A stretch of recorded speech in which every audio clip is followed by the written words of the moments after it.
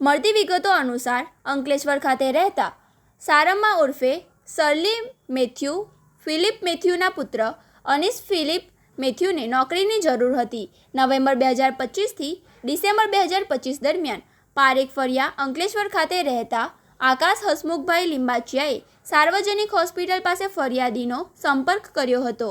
આરોપી આકાશે ફરિયાદીના પુત્ર અનીસને ભરૂચ જીએનએફસીમાં માત્ર ₹1 લાખમાં નોકરી અપાવી દેવાની મોટી લાલચ આપી હતી.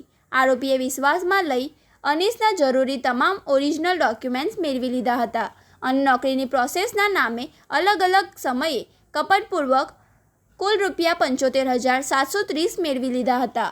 લાંબો સમય વીત્યા બાદ પુત્રને નોકરી ન મળતા ફરિયાદીએ નાણાં પરત માંગ્યા હતા, જેથી આરોપી આકાશે માત્ર ₹10,000 પરત આપ્યા હતા, જ્યારે બાકીના ₹65,730 આપવા માટે વાયદા કર્યા હતા.